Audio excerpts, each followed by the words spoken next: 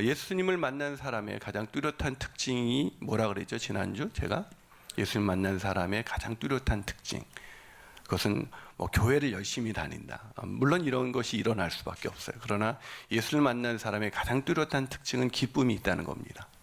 옆 사람 얼굴을 한번 쳐다보시죠. 기쁨이 있어요, 없어요? 있어요? 옆 사람이? 하여튼 여러분의 믿음대로 될 줄로 믿습니다. 믿음의 언어를 사용하시는 것 같아요. 어떤 사람 옆 사람의 기쁨이 있어요, 없어요? 했더니 보기 싫다고 그러더라고요.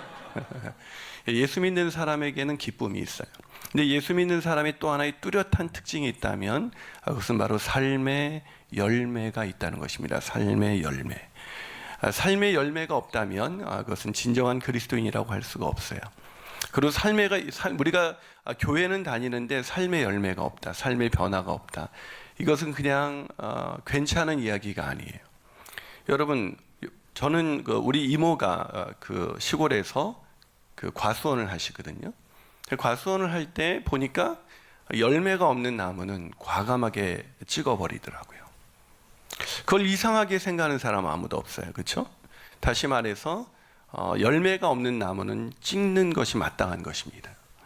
그렇다면 우리가 삶의 예수를 믿으면서도 우리가 삶의 열매가 없다면 우리는 어쩌면 찍어버릴 운명에 처해 있는지도 모르겠습니다. 그렇기 때문에 우리가 신앙생활을 하면서 교회를 다니면서 가장 중요한 것은 우리의 삶의 열매, 또 성령의 열매, 그런 인격의 변화, 이런 것이 우리 가운데 반드시 와야 한다는 것입니다. 저는 저와 여러분이 그런 삶의 열매가 가득한 풍성한 삶을 살아가게 되시기를 주님의 이름으로 축복합니다.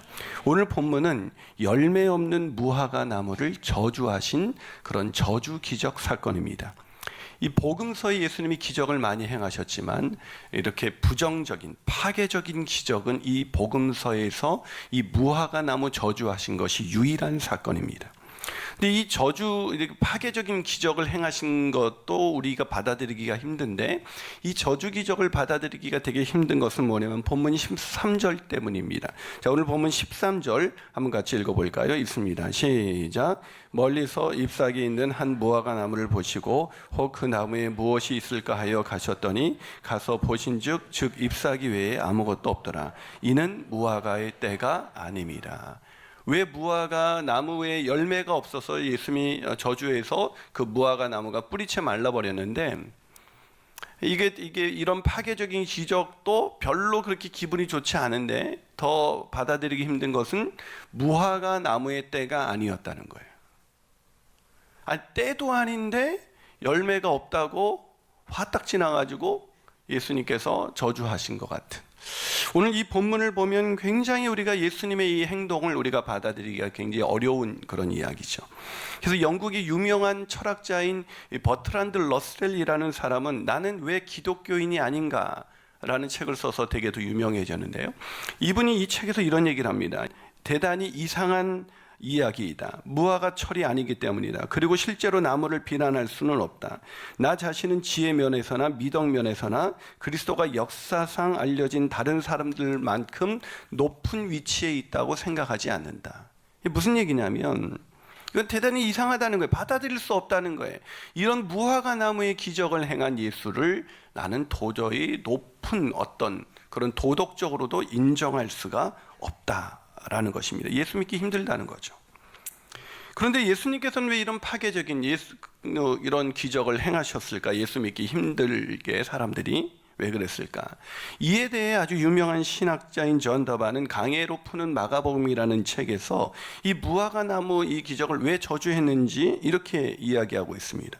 무화과 나무 저주가 이스라엘의 열매 맺지 못함과 이스라엘 민족에게 임할 심판을 상징하는 비유를 의도적인 행동으로 표현한 것이라면 예수님의 행동은 째찌한 것도 앙심을 품은 것도 아니다. 이것은 무지한 나무에 대고 감정을 폭발시킨 것이 아니라 제자들을 위한 실물 교육이었다. 무슨 얘기냐면 이 열매 맺지 못하는 무화과 나무는 바로 그 당시 이스라엘의 종교 지도자들과 또한 그들의 이스라엘 민족이 그런 믿음의 열매, 그런 하나님의 백성다운 그런 열매가 없어서 그들을 저주하심으로, 그 나무를 저주하심으로 인해서 제자들에게도 열매 없는 인생이 어떻게 되는가를 보여주기 위한 실물 교육이었다는 것이죠.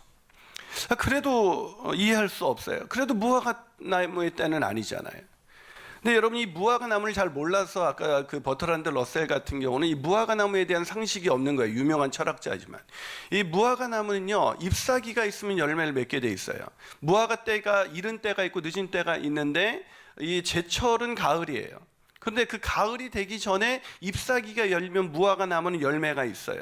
여러분, 과수원을 하시는 분들은 아실 거예요. 이 나무에 어떤 나무에 열매가 맺으면 그 열매를 어떻게 하죠? 솎아냅니다. 왜요? 그래야 제대로 잘 자라요. 그래서 사람들이 무화과 열매가 막 잎사귀가 나면 무화과 나무 때 제철은 아니지만 열매는 있는 거예요. 그래서 그 열매를 지나다니는 사람이 따먹는 것을 그 무화과의 주인들이 허용했습니다. 왜? 그래야 무화과가 나머지가 더 잘 자라니까. 다시 말해서 잎사귀가 무성했다는 것은 그렇게 제철은 아니지만 무화과의 때는 아니지만 열매는 있었다는 것입니다.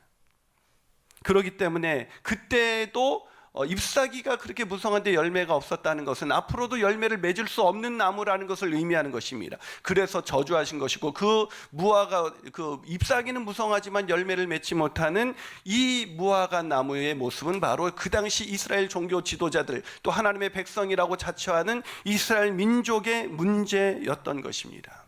사랑하는 여러분, 오늘의 이 이야기를 통해서 우리가 무엇을 알 수가 있을까요?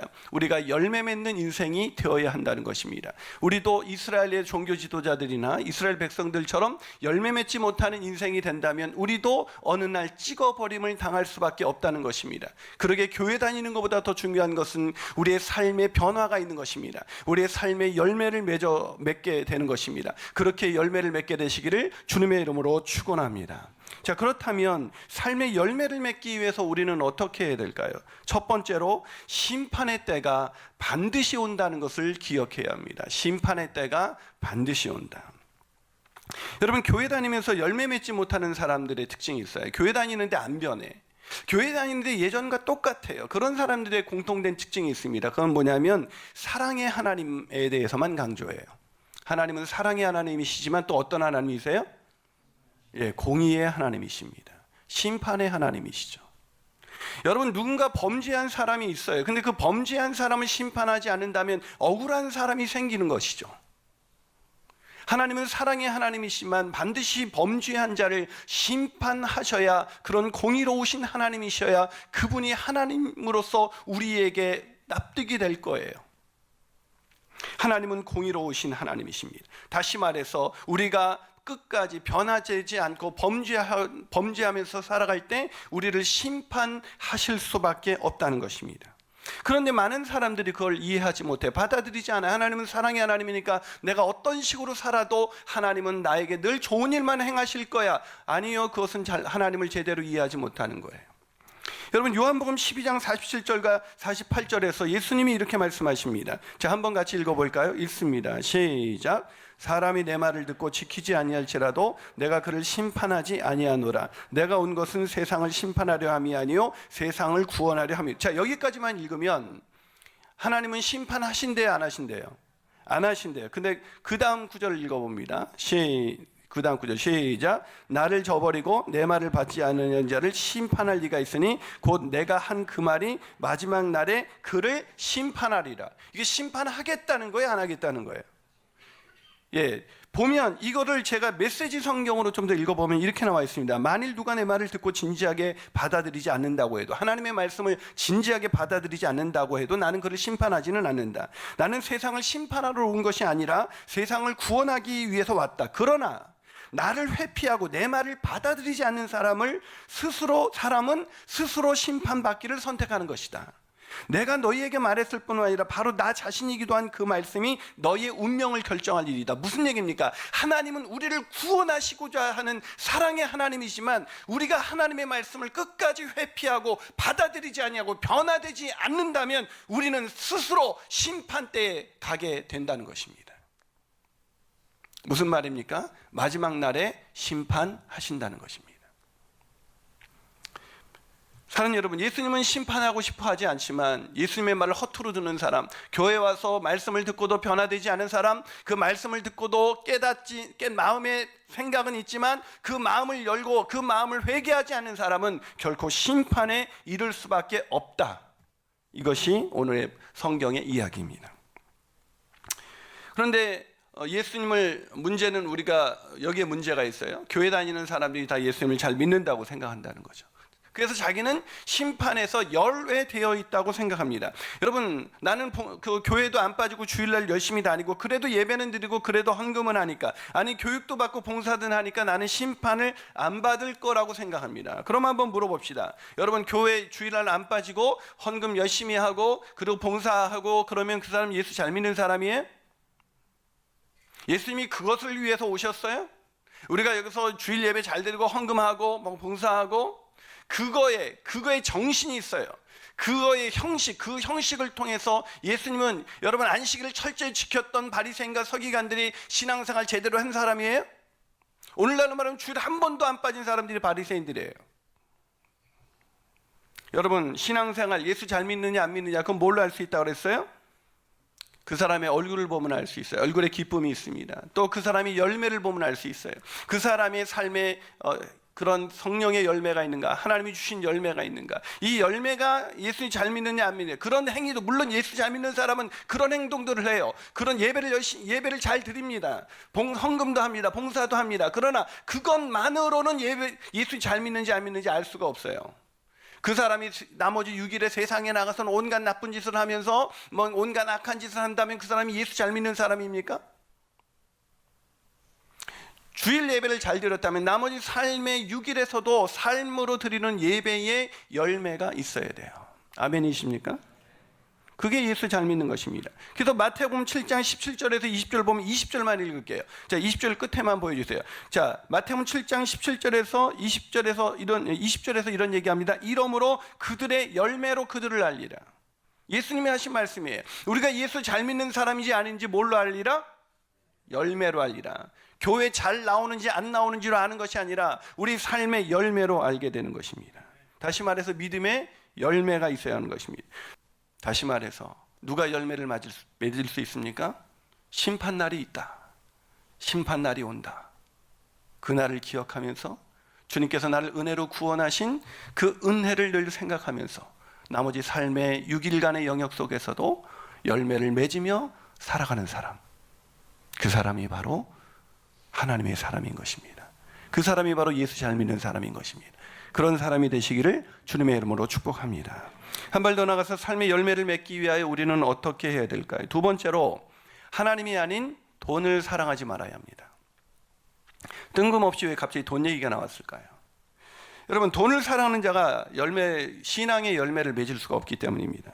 오늘 본문 15절을 한번 같이 읽어보겠습니다. 본문 15절 읽어봅니다. 시작. 그들이 예루살렘에 들어가니라. 예수께서 성전에 들어가사 성전 안에서 매매하는 자들을 내쫓으시며 돈 바꾸는 자들의 상과 비둘기 파는 자들의 의자를 둘러 부셨다. 무화과 나무를 저주하시고 나서 성전에 들어가서 예수님이 하신 말씀이 뭐예요? 하신 행동이 뭐예요? 성전을 뒤엎어버린 거예요. 참, 예수님 성격 정말 장난 아니죠? 여러분, 뒤엎어버렸습니다. 왜 그랬을까요?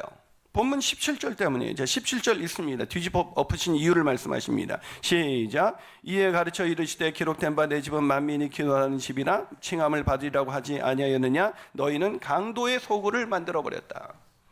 성전은 하나님께 기도하는, 만민이 기도하는 집입니다. 그런데 그걸 뭘로 만들었다고요? 강도의 소굴, 상업하는 곳.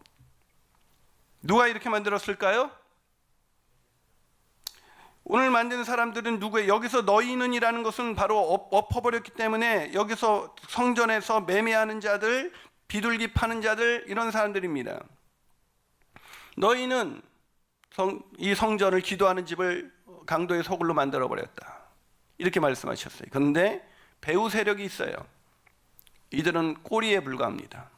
성전이 실제로 이렇게 매매하는 곳, 이런 강도의 소굴이 된 이유는 바로 배후 세력이 있는데 그 배후 세력이 바로 18절에 나와 있어요. 자, 18절을 한번 읽어봅니다. 시작. 대제사장들과 서기관들이 듣고 예수를 어떻게? 아니, 엎어버린 건 그 매매하는 사람들 엎어버렸는데 왜 대제사장들과 이 서기관들이 예수님을 죽이려고 그렇게 했을까요? 이들이 사실은 몸통이었거든요. 여러분 별로 놀라지도 않네요. 대제사장들입니다. 오늘날로 말하면 목회자들이에요. 목회자들이 성전을 기도하는 집을 강도의 소굴로 바꿔버렸다는 말입니다. 뭐 하도 요즘 목회자들이 돈 밝히니까 뭐 다 그런 거 아니겠어요? 뭐 목사님도 그렇잖아요. 그런 눈빛으로 쳐다보시는데, 여러분 이 대제사장들과 서기관들은 누구보다도 종교적인 사람이었고 예배 한 번도 빠진 사람 적이 없고 기도 열심히 했고 누구보다도 헌금도 많이 했고 금식도 많이 했고 종교적으로 열심히 살았던 사람입니다. 그러나 이들이 그런 종교적인 열심의 배후에는 돈을 사랑하는 마음이 있었던 겁니다.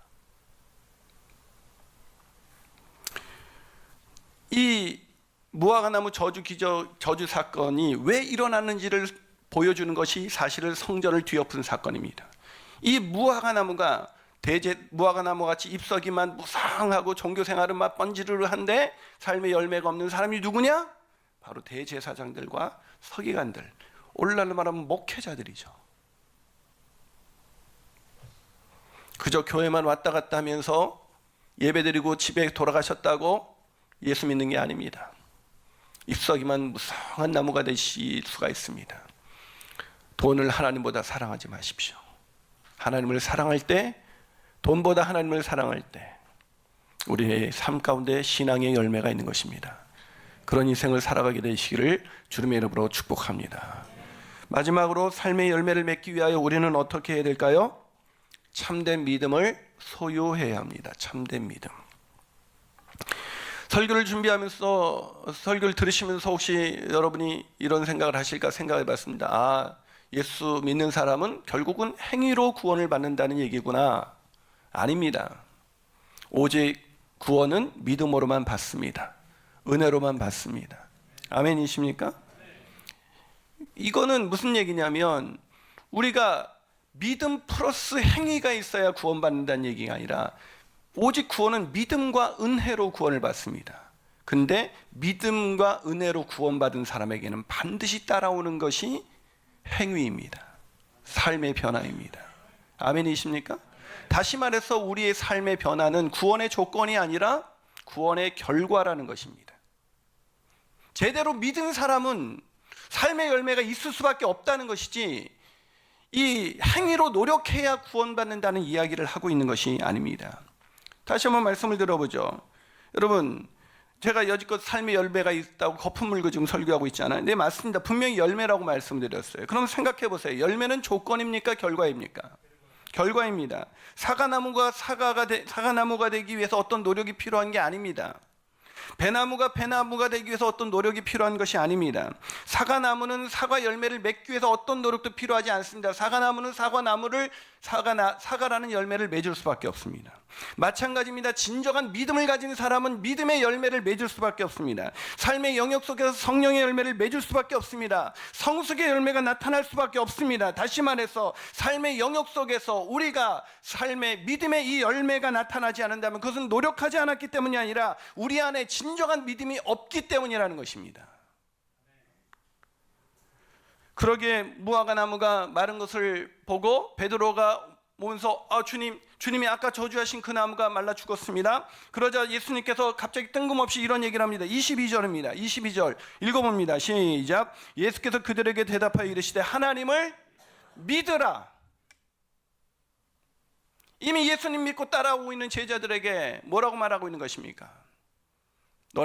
내가 메시아라고 내가 정치적 메시아라고 생각하지, 내가 정치적 메시아에서 너희들의 인생의 세속적인 성공을 가져다 줄 메시아라고 생각하지, 나는 그런 메시아가 아니야. 죄와 사망에서 너희를 구원하기 위해서 온 이 땅의 진정한 구원자야. 나를 제대로 믿어. 제대로 믿음을 가지면 저렇게 무화과나무같이 잎사귀만 무성한 나무가 되지 않는다고 예수님이 말씀하신 것입니다.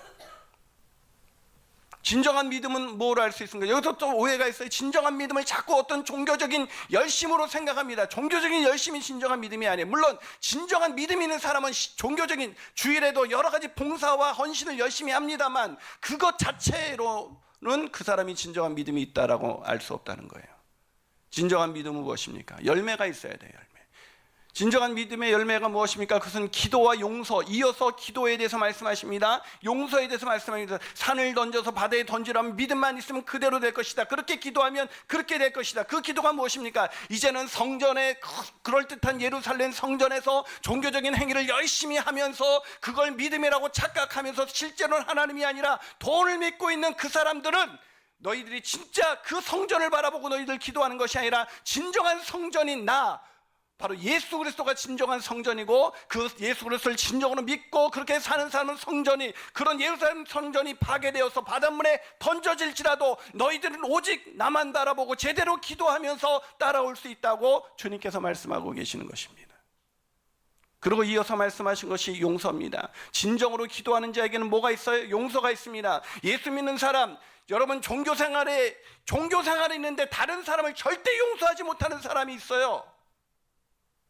여러분 교회 다니는 사람이 더 한다잖아요. 그래서 교회 신앙생활 하다가 조금만 서로 부딪히면 난리가 아니에요. 막. 그래서 세상 사람들이 우리를 비웃잖아요. 우리는 그래도 술 한잔 먹고 푸는데 기독교인들은 안 푼다는 거예요. 왜 그럴까요? 잎사귀만 무성한 무화과 나무가 아닐까요? 하나님이 우리를 용서해 주셨는데 어떻게 용서할 수가 없겠습니까? 죄와 허물로 망가진 우리를 용서하셨는데 우리가 어떻게 다른 사람을 용서하지 않을 수가 있겠습니까? 하나님을 제대로 믿으면, 내가 죄인이라는 걸 깨달으면 깨달을수록 다른 사람을 이해하고 다른 사람을 용납하고, 그게 열매예요. 왜 종교 지도자들에게 열매가 없었습니까? 자기가 의롭다고 생각했거든요. 종교적인 활동을 열심히 하니까 자기가 의롭다고 생각하니까 다른 사람을 다 정죄하고 비난하고 판단하는 그 삶 속에서 그들은 잎사귀는 무성했지만 사람들을 살리는 열매가 없었습니다. 열매는 참된 믿음, 내가 죄와 허물로 망가진 죄인이라는 걸 깨닫고 그 죄를 대신해서 십자가에서 죽으시고 부활하신 예수님을 나의 구세주여 주님으로 믿는 사람, 그 믿는 사람은 기도합니다. 그리고 믿는 사람은 용서합니다. 그렇게 하나님을 잘 믿으십시오. 참된 믿음을 가진 사람에게는 열매가 있습니다.